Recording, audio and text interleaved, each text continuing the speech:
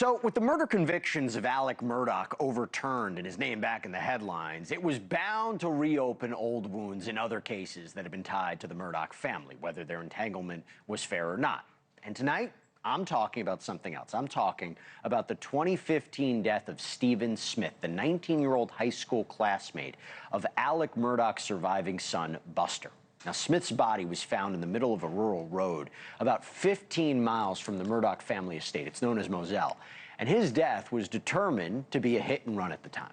But then just 2 weeks after the 2021 killings of Maggie and Paul Murdaugh, Stephen Smith's death investigation was reopened by SLED, that's the state of South Carolina's law enforcement division, citing evidence that was found during this murder investigation of Paul and Maggie. Now, rumors had swirled that Buster Murdaugh and Stephen Smith had been romantically linked and that Buster may have been involved in Smith's death. I have to be very clear about something, okay? Those rumors are unfounded, they are unsubstantiated, and Buster even won a defamation settlement related to those false claims, okay? But what investigators found exactly, still unknown.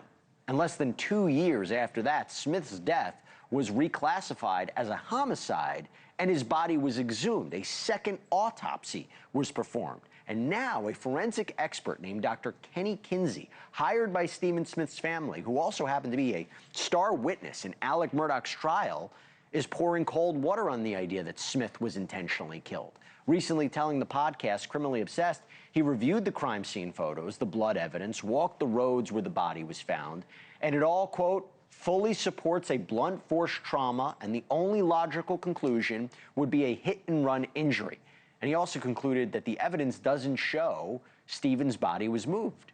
Eric Bland, the attorney for Stephen Smith's family, says other experts that he's brought in think Stephen Smith's death may have happened in a different location and that Stephen's body was dumped. I got a chance to talk to Eric all about this a little while ago.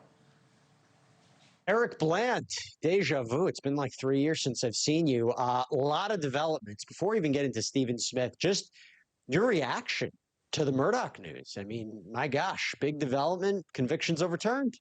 Yeah, I mean, the decision was not shocking. What was shocking was the oral arguments in February. We did not expect that the current Supreme Court would be so critical of the former Chief Justice of our Supreme Court, Jean Toll, who denied the motion for a new trial. And we were not expecting that the Supreme Court would be so critical of Judge Newman, the trial judge who let in the financial crimes. So when you listen to the oral arguments, they were throwing high fastballs at the chin of the state, Creighton Wooders, in his arguments, and softballs to Dick Harpootlian and Jim Griffin.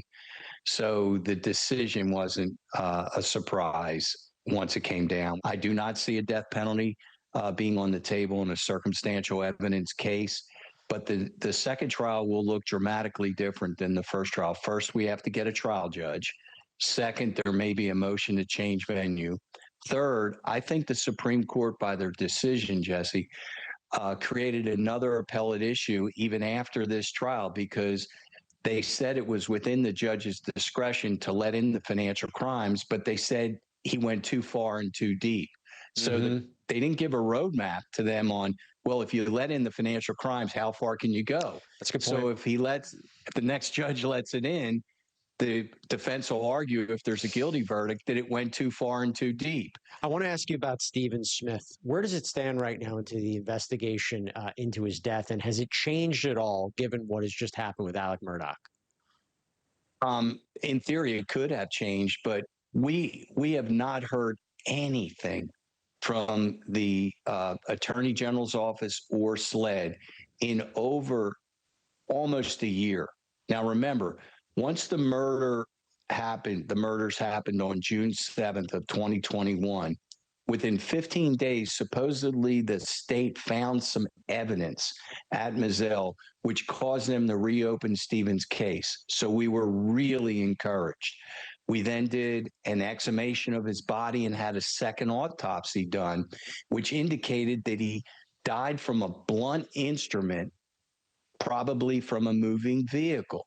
So we really thought that there was traction. We thought that with Alex's conviction, that the cone of silence in Hampton County would end and that people would come forward, because there are 5 or 6 people that SLED told us that have knowledge as to what happened to Stephen. A grand jury was impaneled, but didn't return any type of indictments. We believe there's 5 or 6 people that have knowledge as to what happened to Stephen on July 7th of 2015, but they won't come forward.